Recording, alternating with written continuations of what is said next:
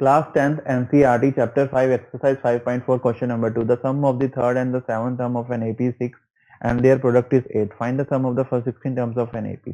तो हमें क्वेश्चन में क्या गिवन है, that is A3 plus A7 is equal to 6 and A3 into A7 is equal to 8 and we need to find the S16. S16 हमें निकालना है, ठीक है। तो देखते हैं। अब एक चीज बताओ, किसी भी AP के लिए as we know that an is equal to a plus n minus 1 d। तो अगर मैं आपसे a3 पूछूं, a3 क्या होगा हमारा a plus 2d और a7 क्या होगा a plus 6d। ये होगा, मैंने इन दोनों को ऐड कर दिया तो मेरे पास ये क्या आएगा 2a plus 8d is equal to, किसके इक्वल गिवन है, ये हमारे पास 6 के इक्वल गिवन है। तो यहाँ से मेरे पास क्या इक्वेशन आ गई, a plus 4d is equal to 3। तो फर्स्ट इक्वेशन तो ये आ गई, ठीक है।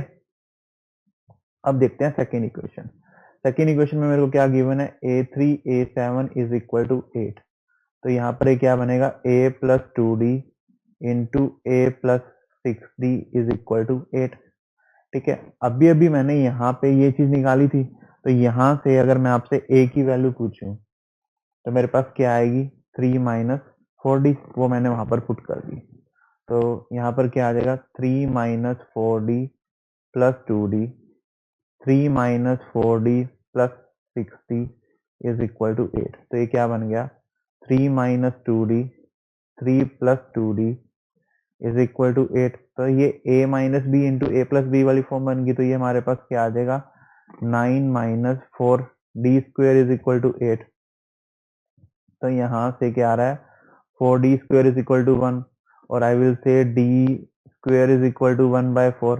तो यहाँ से d की वैल्यू क्या आ जाएगी प्लस माइनस 1/2, प्लस माइनस 1/2, ठीक है।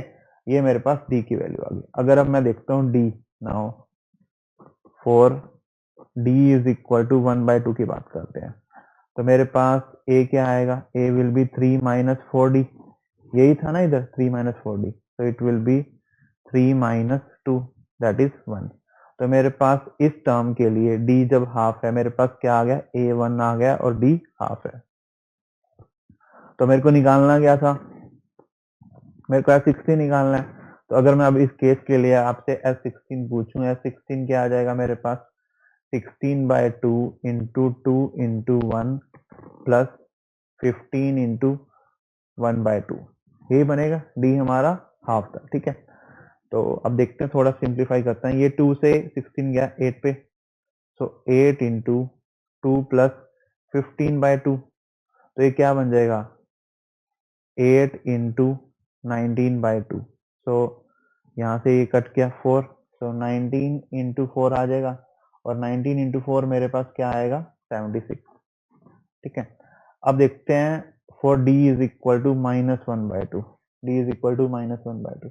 तो यहाँ से a की वैल्यू क्या आ गई 3 माइनस 4d, तो 3 माइनस 4 इंटू -1/2, तो ये क्या बन जाएगा 3 प्लस 2 दैट इज 5, ठीक है।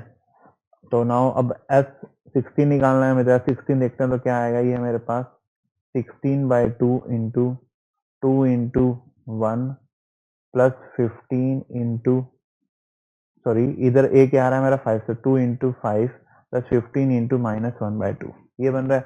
तो ये 2 पे क्या 8, तो ये क्या बन गया 8 इंटू 10 माइनस 15/2, तो 20 माइनस 15 5, तो 8 इंटू 5/2, 2 से ये 4 गया, तो 8 5 जा 20। तो मेरे पास इस वाले केस के लिए 16 क्या आ गया 20 और पिछले वाले केस के लिए क्या आ गया 16 76। तो यही हमारा आंसर है 76 एंड 20, ठीक है।